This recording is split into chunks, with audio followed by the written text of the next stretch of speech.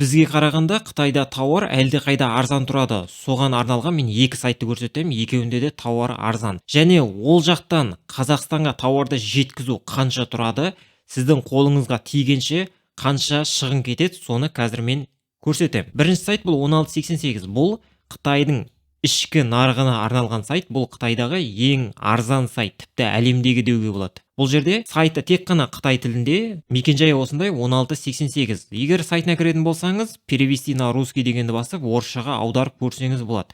Мына жерде сол кезде орысшаға аударып береді. Поиск бар осындай. Осы жерге қажет заттың атын жазуыңыз керек, сол кезде шығарып береді. Бірақ бұл жерге қытайша жазу керек. Егер білмейтін болсаңыз, Google переводчикті қолдануға болады. Мысалға мен чайник деп жаздым, және мына жақтан қытайшаны таңдаймыз.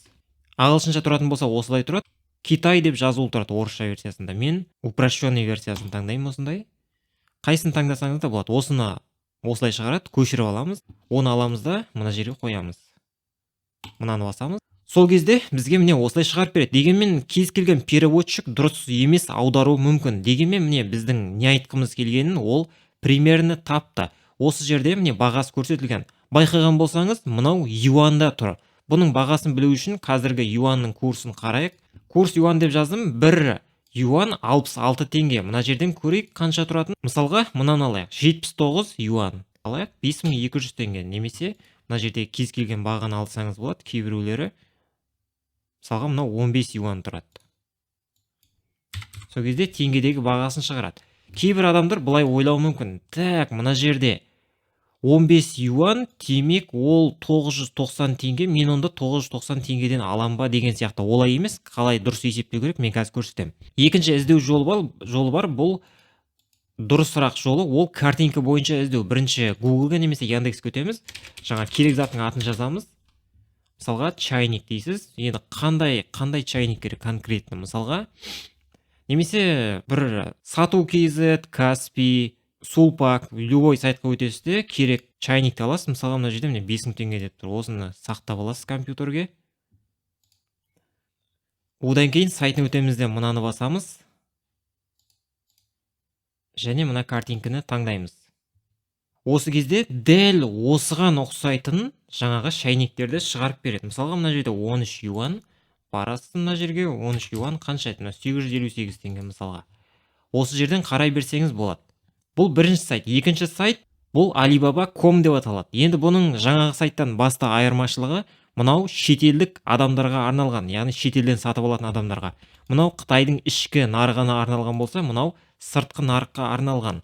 Мынаған қарағанда әрине мынау қымбатырақ, мынау арзанырақ.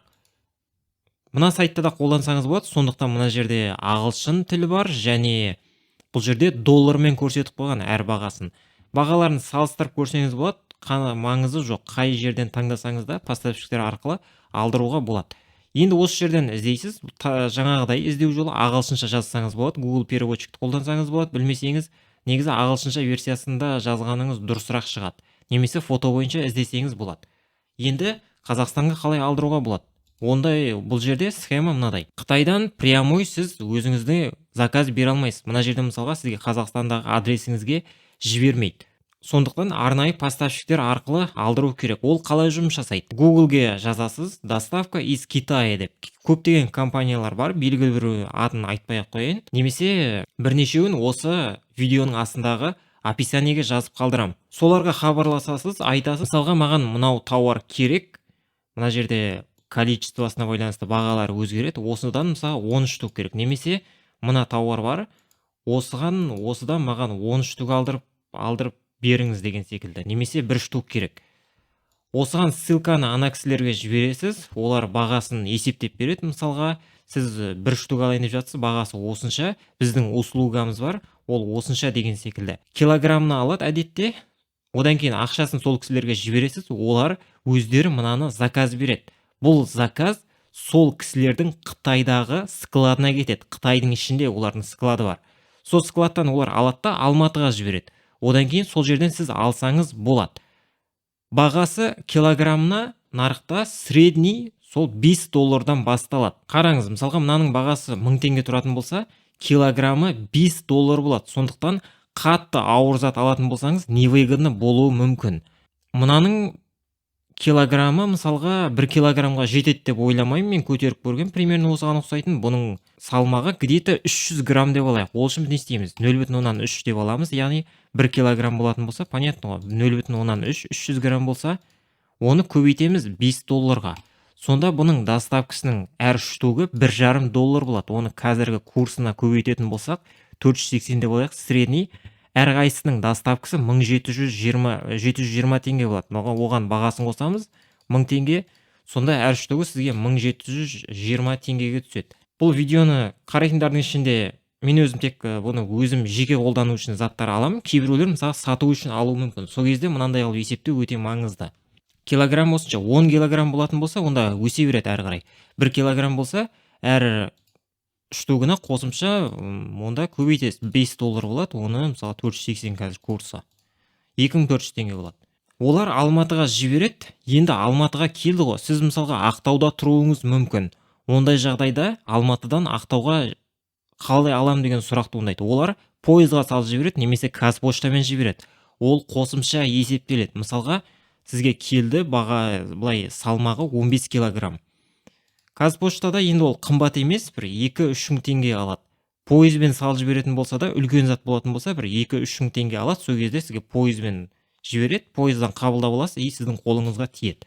Яғни бірінші шығын бұл килограммына төлейсіз, екіншіден Алматыда тұрсаңыз барып алып кетсеңіз болады. Егер Қазақстанның басқа аймағында тұратын болсаңыз, онда сізге салып жібереді Қазпоштамен немесе пойызбен. Мен өзім мысалға тек қана пойызбен алдым, Қазпоштамен алып көрген емеспін. Пойыз түсінгені бойынша арзанырақ. Егер Алматыда тұратын болсаңыз, немесе Қытайға жақын қалалар бар, сол жерде экскурсия деген түсінік бар. Қытайға экскурсия. Қытайдың бір жақын қалалары бар, Қазақстанға жақын орналасқан, немесе бір басқа бір қалаларына экскурсия болуы мүмкін. Ол экскурсияның бағасы 7-8 мың теңге.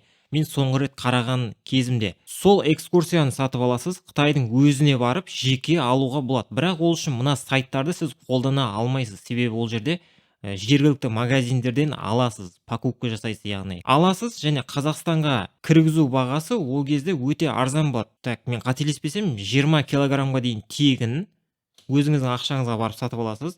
Автобуспен кері қайтқан кезде автобуспен алып қайтасыз. 20 килограммға дейін тегін, немесе 25 болуы мүмкін. Тексеріп, асып кеткен әр килограммына 200 теңге төлейсіз. Мынаумен салыстырғанда әлдеқайда арзанға шығуы мүмкін. Дегенмен ол жерде мынадай баға тұрмайды. Себебі магазинде тұратын болса, демек оларда осындай бір жерден алады және жаңағы жерде сатады. Соның өзінде мынау выгодны болуы мүмкін. Жаңағы магазиннен алған, сонда тексеріп көрсеңіз болады. Бірақ бұл бүкіл адамдарға қолжетімді емес, және барып келу лем болуы мүмкін деген секілді.